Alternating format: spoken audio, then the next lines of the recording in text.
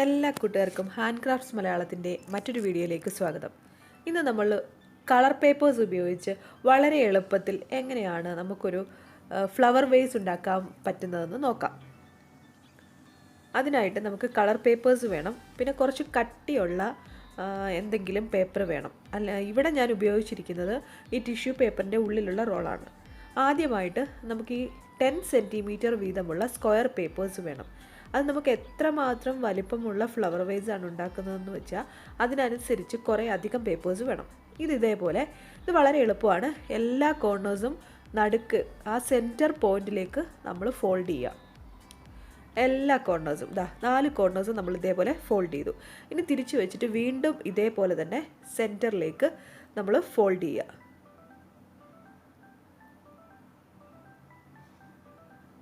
എല്ലാ കോർണേഴ്സും അത് കറക്റ്റായിട്ട് നമ്മൾ പതുക്കെ നല്ല രീതിയിൽ തന്നെ ഫോൾഡ് ചെയ്യുക. അപ്പോൾ ഇങ്ങനെ ഫോൾഡ് ചെയ്ത് കഴിഞ്ഞാൽ നമ്മൾ ഹാഫായിട്ട് മടക്കുക, പിന്നെ ഒന്ന് വേണമെങ്കിൽ ഡയഗണലായിട്ടും കൂടി ഒന്ന് മടക്കാം. ഇതേപോലെ എന്നിട്ട് ഇതൊന്ന് ഓപ്പൺ ആക്കി എടുക്കുക.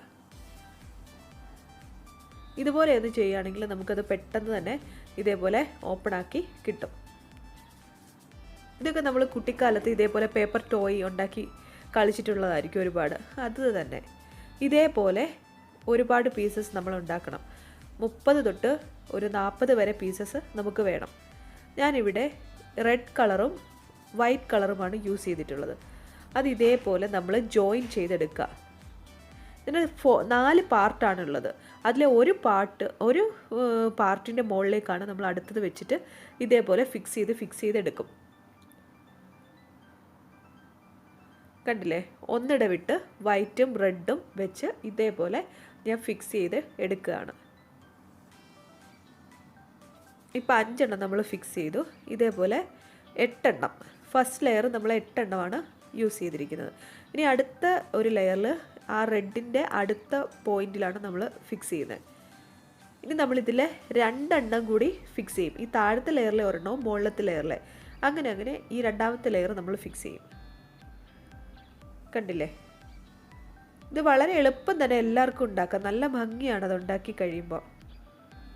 അതുപോലെ അടുത്ത ലെയർ നമ്മൾ ഇതേപോലെ കംപ്ലീറ്റ് ചെയ്യുക. ഇനി മൂന്നാമത്തെ ലെയർ. അപ്പോൾ ഞാൻ റെഡ് വെച്ചിട്ടാണ് സ്റ്റാർട്ട് ചെയ്തത്. അതും ഇതേപോലെ 2 എണ്ണം വീതം ഒരുമിച്ച് വെക്കുക.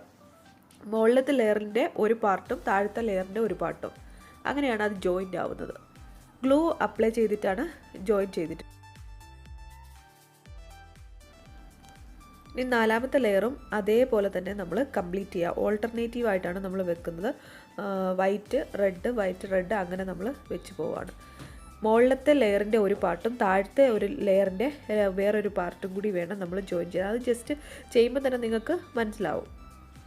ഇനി ഒരു ലെയറും കൂടി ഞാൻ ആഡ് ചെയ്യുന്നുണ്ട്, 5ാമത്തെ ലെയർ. ഈ ലെയറും കൂടി നമ്മൾ ഫിക്സ് ചെയ്ത് കഴിഞ്ഞതിന് ശേഷം അത് ഡ്രൈ ആവാനായിട്ട് നമ്മളൊന്ന് കുറച്ച് സമയം അതിന് കൊടുക്കണം. ഇല്ലെങ്കിൽ ഇതെല്ലാം കൂടി ഊരിപ്പോരും. ആ സമയം കൊണ്ട് നമുക്ക് ഇതൊരു ടിഷ്യൂ പേപ്പറിൻ്റെ ഉള്ളിലുള്ള ഒരു റോളാണ്. അത് ഞാൻ അതിൻ്റെ പുറത്തൂടെ വൈറ്റ് കളർ പേപ്പർ ഒട്ടിച്ചെടുക്കുന്നുണ്ട്. ഇനി ഇതിൻ്റെ ഉള്ളിൽ ഞാൻ റെഡ് കളർ പേപ്പർ അത് ഇതേപോലെ ഒന്ന് സർക്കിളാക്കിയിട്ട് ഗ്ലൂ അപ്ലൈ ചെയ്ത് വെക്കുവാണെങ്കിൽ അത് കറക്റ്റായിട്ട് അവിടെ ഫിക്സ് ആവും.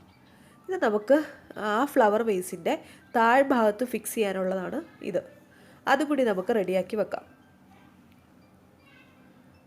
ഇപ്പോൾ നമ്മുടെ ആവശ്യമുള്ള എല്ലാ പാർട്ടും നമ്മൾ റെഡിയാക്കി വെച്ചിട്ടുണ്ട്.